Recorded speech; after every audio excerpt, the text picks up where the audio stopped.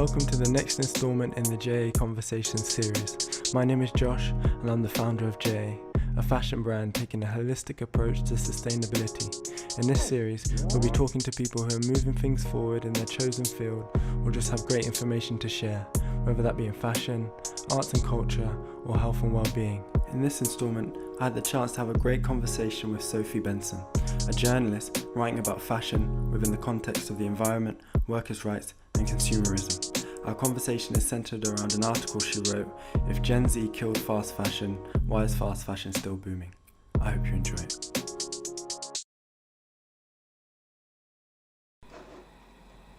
Hi Sophie, thank you so much for joining me today. Thank you for having me. Do you want to just introduce yourself and then we can jump into the conversation? Yes, so I'm Sophie Benson and I'm a freelance journalist writing about fashion within the context of the environment, workers' rights and consumerism, and I cover those topics for publications like Dazed and The Guardian and The Independent. Great.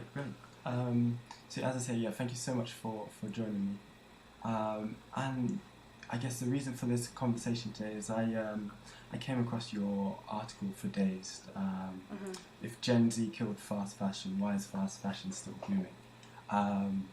And for me as a sustainable fashion business owner, that was really interesting. I wanted to explore that, and you brought up some points that I hadn't seen mentioned before, I hadn't necessarily heard from before, from perhaps some of the interviews you managed to get from people or some of the studies. So I just wanted to dive into that, unpack it a little bit, and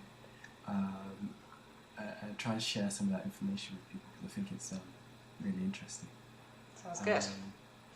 So I just wanted to start with the boom of thrifting or second-hand shopping.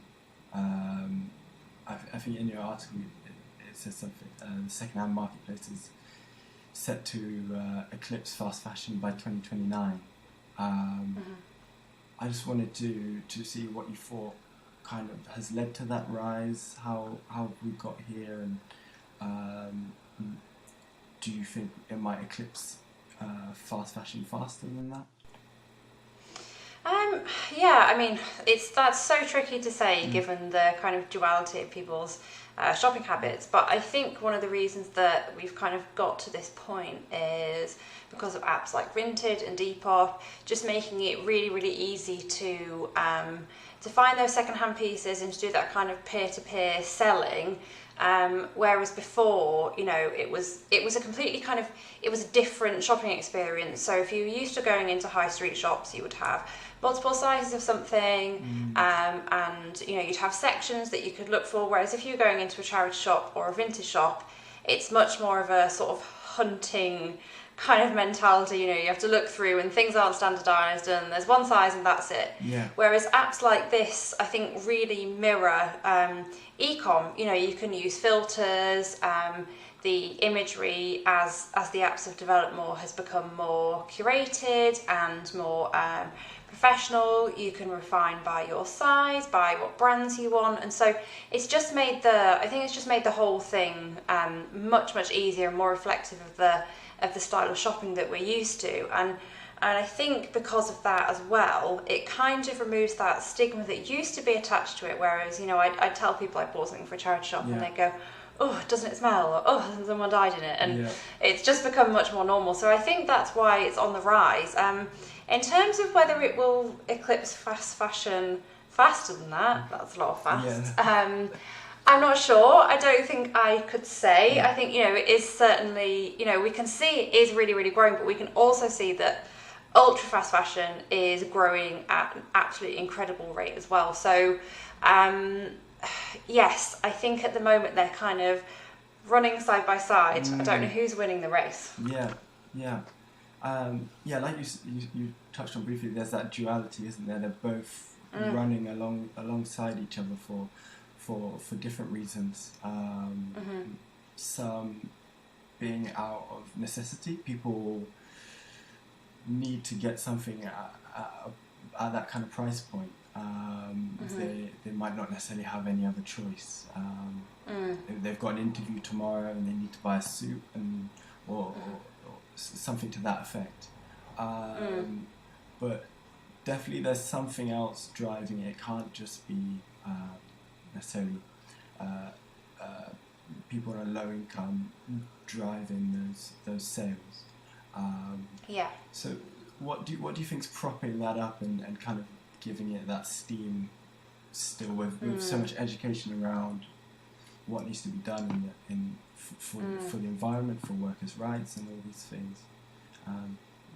I mean, I think there's a kind of couple of points in what you said there. So there definitely is an element of people on low income who need to buy certain things, which is fine. But I feel like lots of kind of middle class white commentators like to imagine this low income working class person who desperately needs, fast fashion, who's queuing up outside Primark and whatever, to kind of make themselves feel better about the purchases that they make, and starting this talk around, criticising fast fashion is classism, but it cannot be, this £1 billion industry cannot just be fueled by people on a low income buying the necessities, because otherwise, it just wouldn't last. What it's really propped up on is absolute hyper overconsumption, people buying things they don't need, people wearing things, getting bored of it immediately and buying something else. So there is an element of accessibility perhaps, but that's a kind of really relatively new thing anyway. If you go back 20 years, people on lower incomes were spending much more on clothes relative to their income, and we're keeping them longer and things of better quality because we didn't have this this hyper accentuated cycle of consumption. So it's absolutely overconsumption that is driving this, rather than this sort of faux charitable status that these fast fashion brands like to think that they have. So perhaps it's almost a battle of marketing budgets right now, perhaps. Fast fashion is able to convince people you need this new thing, you need maybe a couple pairs, you need to not be wearing the same thing throughout the week. People need to see change. Absolutely. You see the language that they use, and it's all need, you kind of need this in your wardrobe, the outfits that you need, and all the occasions that they talk about needing things for, like, you need it for date night, you need it for Friday, you need new clothes for lounging when no one's going to see you.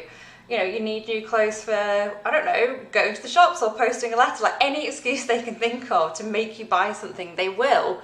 And it's just it's such a new behaviour. We haven't always done that, and I think they've almost convinced us that we've always been buying new clothes, and it's normal to just buy something for the weekend, but it wasn't. We had Sunday best, or you'd save up for an outfit and you'd rewear your special clothes, and it's just this completely manufactured need that they have, that they've kind of given us and make us feel really deeply. I think it's quite interesting as well what we're seeing with the younger generation mixing the two in a way. So quite often 90% of their outfit will be vintage from secondhand stores, but then you've got maybe the Zara jeans thrown in, you've got a H&M jacket to go over the top, and so you've kind of almost got that, like, again, duality, confliction in there. How do you think that plays a part, or what is that doing? Why is the overall ensemble not second-hand or from a sustainable store? I think some of it probably comes down to a perception of value. So when I've spoken to, I sometimes work as a lecturer, for example, and when I speak to my students who are about 10 years younger than me, a lot of them say, well, why shouldn't I buy cheap clothes, or I can't afford anything else. But the people saying that they can't afford anything else, I then say to them, how many pieces are you buying? And say, oh, only 2 or 3 pieces a week. And okay, well that's, 10, 12 pieces a month. What does that add up to? That adds up to quite a significant disposable income that you could spend on something that's, that is, someone's been fairly paid for or what have you. So there's been this real shift in what we think we can afford and what we think represents good value.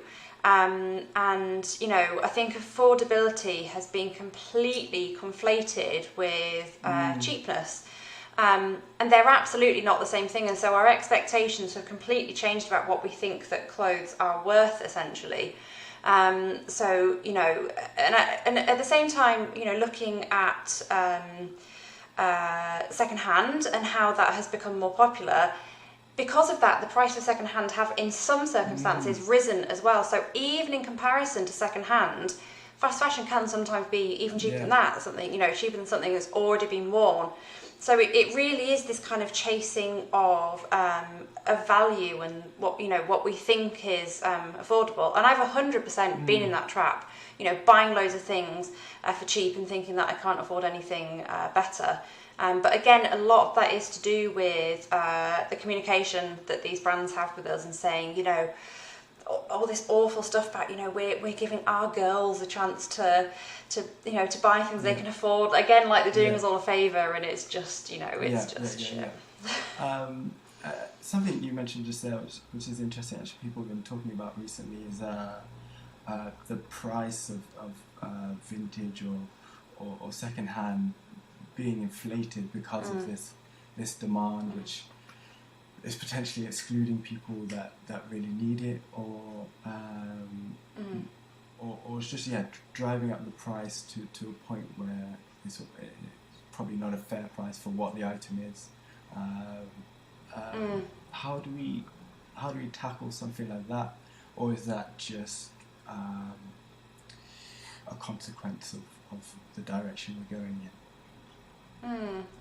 I have thought a lot about this problem, or so-called problem, and I was worried about this kind of so-called gentrification of second-hand.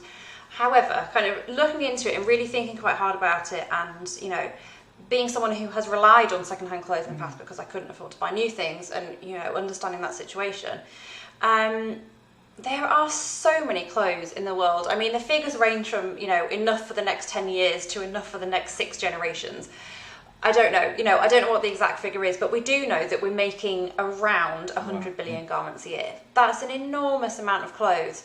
So my kind of the ultimate point that I got to is there is enough to go around. People will make money, off things. People will go to a charity shop or a thrift shop and completely inflate the prices of things. But at the same time, there is so much that it's difficult to inflate prices across the board until it becomes completely inaccessible to everyone, because the volume is just there. There just isn't that kind of scarcity to warrant completely inflated prices for every single secondhand item. So yeah, I do see people's point, and I do see it happening. And someone buying some sort of brandy Melville thing and selling it for 300 quid, to me it is wild and ethically dodgy. But I just think there is enough to go around. There is so much clothes. I think people aren't going to struggle to find what they need. I mean, obviously, I think the issue of sizing comes into that, and there are definitely caveats to that. But I think broadly speaking, we have enough, and it's not going to completely put secondhand off limits to to everyone who needs that cheaper access point. Sizing was one of the issues that came up fairly consistently in your article. With regards to shopping secondhand, and maybe also with sustainable stores. So what are some of the things you think sustainable brands or stores could do better to try and make sure they're including as many people as possible in what they're offering? I mean, just investing in in size inclusivity, you get brands who, you know, sort of these sustainable brands, and they say, well, we go up to an XL, so we're size inclusive. But an XL might mean a size 14. I mean, that's not what we're talking about in terms of average size for, you know, a UK woman or an American woman or wherever you're based. And so there's this huge chunk of the market who are being criticised, you know, for shopping fast fashion. But why wouldn't they, when fast fashion is, you know, miles ahead in catering to them? And there are issues in terms of grading properly, and, you know, only grading from small sizes and not taking into account different body types. And it isn't perfect, but fast fashion is arguably kind of streets ahead on that, and sustainable brands need to catch up. And it's difficult for smaller brands. I've actually just today doing some research on size inclusivity, and one American brand set the figure at the baseline investment for a size inclusive range being $500,000, which obviously is not insignificant. However, you know, I think if you're launching a brand, you shouldn't be launching with just a very limited range of sizes and then saying, okay, we'll fix it later. Because what message is that sending? Like, you're not good enough for our clothes? Or we can't tell people they're not good enough or they don't deserve a certain type of clothes, and then also say everyone should be buying sustainably. So yeah, I mean, absolutely, you know, these brands need to catch up. And so I am not one to judge people who can't shop within that so-called straight size range, you know, for shopping where they need to, what will cater for their body. When, you know, alternatives just aren't available. I think, sustainable fashion needs to kind of look at things from a 360, so not just necessarily, the material is environmentally friendly and that's enough. You, like you said, need to try and include everybody and make sure it's been made well and fairly. You can't come into it and compromise on one thing or the other. And I think that's where the issue comes in on both sides, where there's a lot of compromise. So we did this, but we couldn't quite reach this yet. And I think that's where the issue is coming in on both sides, from fast fashion's point of view as well as sustainable fashion. What were some of the other issues that kind of people were saying limited their access to sustainable fashion?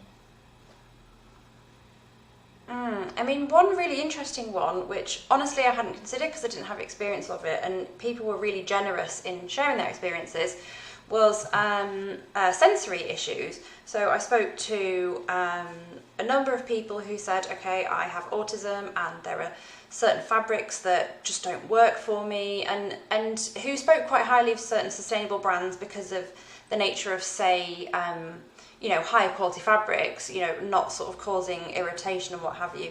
However, it's things like being able to try on and returns, or being able to size up significantly so there's not that restriction or the feeling of sort of seams on your skin. So that was, for me, that was a really new point, and I was really grateful people for sharing that with me, because, you know, we all have our sort of limitations of our life experience, and I think that's something really significant that, you know, that we need to consider. So yes, someone, for example, who doesn't know how a certain fit or a certain fabric or a certain type of seam is going to make them feel, isn't going to be comfortable spending, you know, £200 on a organic cotton sweater, for example, if they're then stuck with that garment and then, you know, can't change it. So there are kind of lesser known and lesser spoken about issues, you know, to be taken into account as well. And I was really interested in that, and it was a number of people who got in touch with me and said about that. So yeah, I'm lucky that people are kind of generous with, you know, with sharing their experiences with me. And I thought that was really interesting. Yeah, that's really interesting. I hadn't come across that before either. So yeah, sustainable brands allowing people to have that kind of ease of return and changing something if it doesn't work for them, needs to be as good as how you can send something back to ASOS or yeah, I think so. Yeah, and I mean, even if it's just kind of visualizing, it might help, visualizing better and showing different sizes, or I don't know, do you do catalogues of fabric samples that can get returned and made into patchwork clothes at the end of the season? I don't know, but there could be really innovative ways you can go around that to let people sample the clothes without having to ship a full garment. But even if it is, okay, shipping a full garment, then brands need to be looking at their kind of reverse inventory and reverse logistics and making sure they're definitely going back into circulation as well. So it's every time we uncover one problem, it's like, okay, we need to make people to be able to make exchange, for example. Yeah. But then it's like, okay, what are your reverse logistics? Is it going to be wasted? Do you have that in place? So there's always kind of things down the line that need considering as well. So it's not always a kind of easy solution, and I would love to see people think in a really creative way about how can we envisage and express what our garments are without someone having to order 5 different things and return one of them just so they've got, they're satisfied with their purchase. Yeah, absolutely. I've seen, there's a few kind of startup companies working on that visualization element, isn't there? Like the fitting room, online fitting room kind of element. Which is an interesting point. Maybe where do you see sustainable fashion heading in terms of what does it look like maybe in 5 years' time? I think I think a lot of sustainable fashion conversation, and it is shifting, but it's still around kind of virgin materials. So we're using better cotton, or we're using better cashmere, or this is sourced better. Whereas I think we really need to be looking at the circular economy, and I think that's happening. You've got Nordstrom, I think, did another tomorrow. They had their kind of resale shop, and Mara Hoffman and brands are doing looking into resale, and Ralph Lauren did resale, I think, with Depop. So it is happening, but looking at the fabrics that we have and looking at them as a resource in themselves. But doing that in a way that kind of isn't putting people out of business at the same time. So we obviously have people growing fibres and what have you, and considering them in the process. I don't know what the answer to that is, but they would need to think of that. And there are so many textiles in the world, and yes, I think we need to be harnessing them more carefully. And I think what we'll also see, probably due to kind of legislative kind of force, essentially, is brands having to take responsibility for their end-of-life product as well. So footwear brand like Thousand Fell, they're doing that, full circularity, bringing things back into their own sort of manufacturing cycle. I think we need to see a lot more of that. Otherwise, there's talk about circular collections in the circular economy, but that's just more kind of taking recycling something within your manufacturing cycle, sending it off to the user, and then they don't know what to do with it, so they just kind of put it out to the environment to rot or to just exist for thousands of years. Yeah. So what I'm hoping we'll see is this kind of recapture from a brand responsibility point of view, that they will take responsibility for what they're putting out into the world and reuse it in whatever way they have to. Yeah, definitely. I think circularity is definitely a big portion of the answer. And when you're designing, knowing what the outcome or how this garment can traverse that cycle, can it be disassembled? Is it modular? Can somebody add a new part to it if it needs to be? If it is recycling, how easy is it to recycle that? And if you do go down the biodegradable route, is it going to be safe? Is it going to, without eating any kind of chemicals?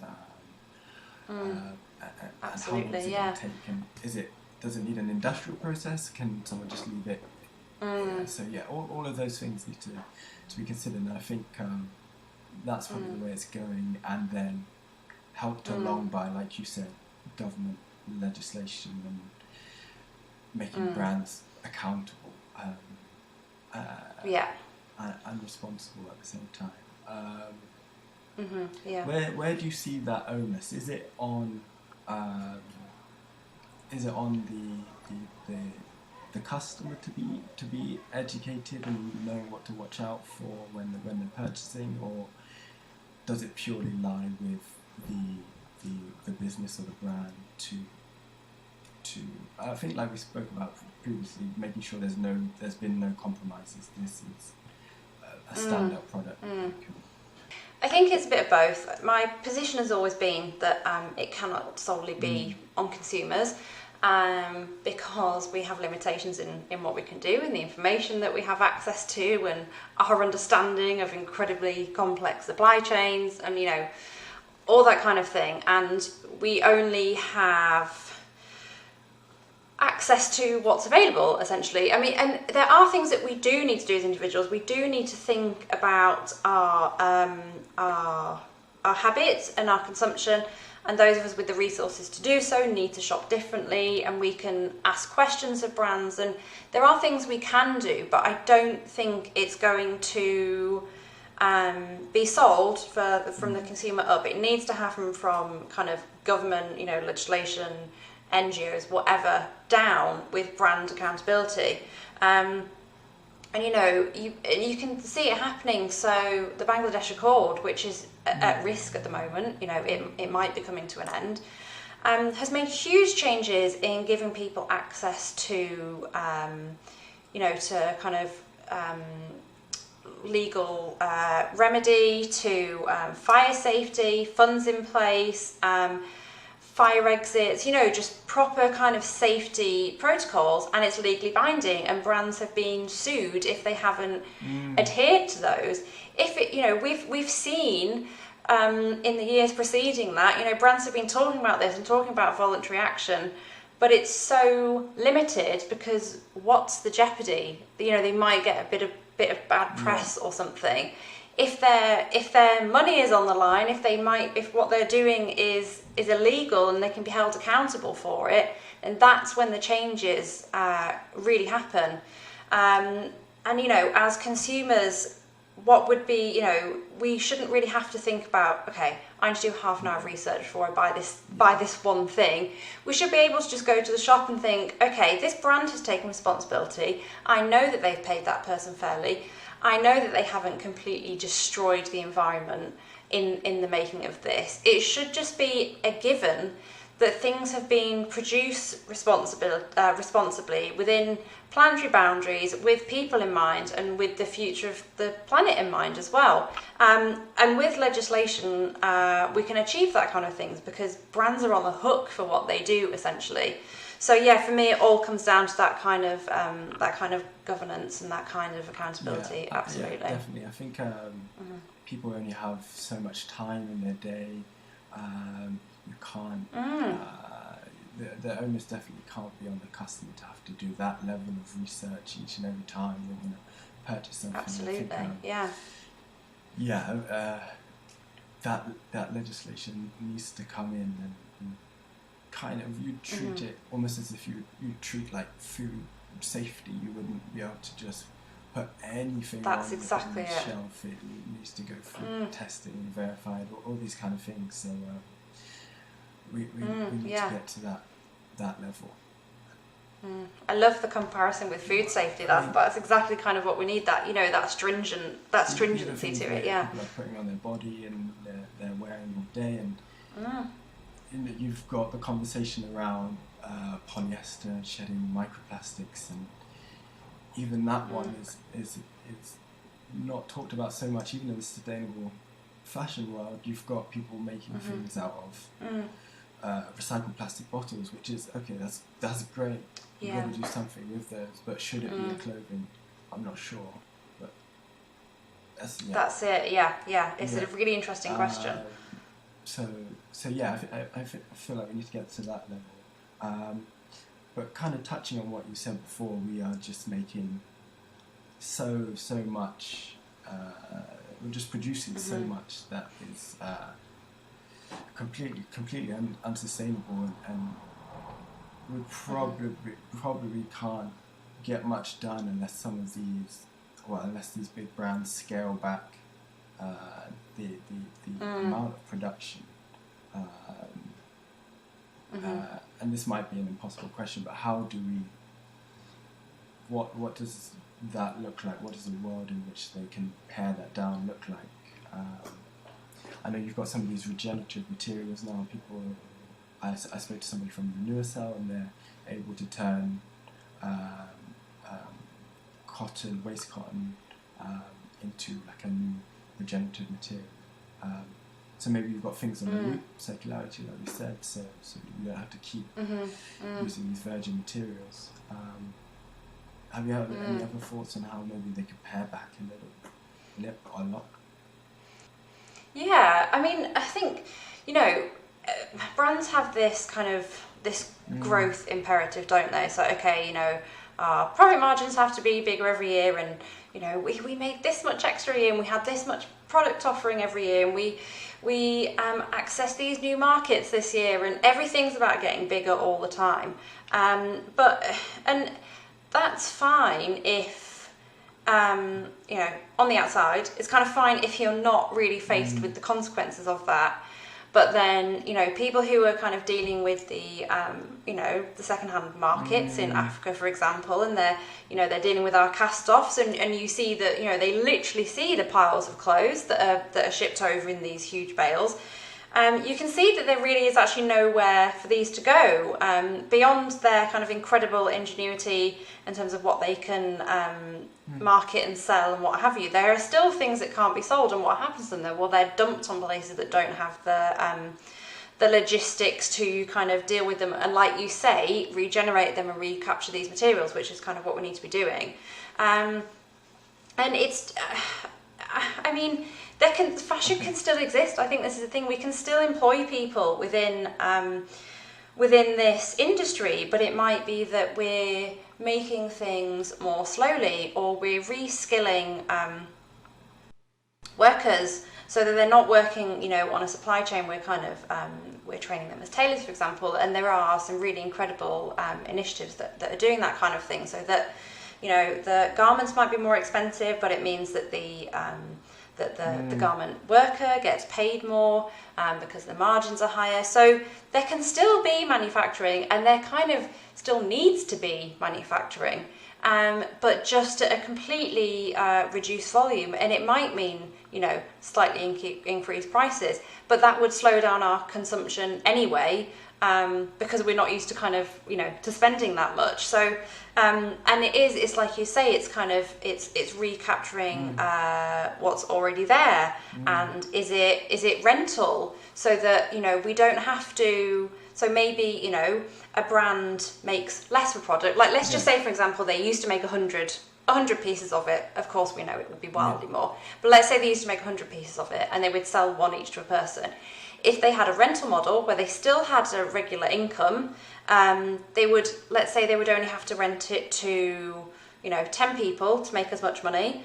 They would have manufactured less, they would have used fewer resources, but they would still have that income. And then, infinitely that can be rented to even more people. So there are different systems that we can look to generate income, and, brands can look to resale and what have you, again, without having to manufacture new.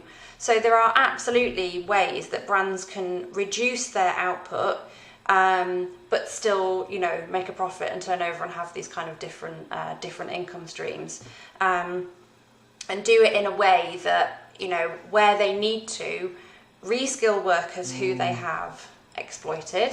Let's be honest, they're not just working for them; they're being exploited.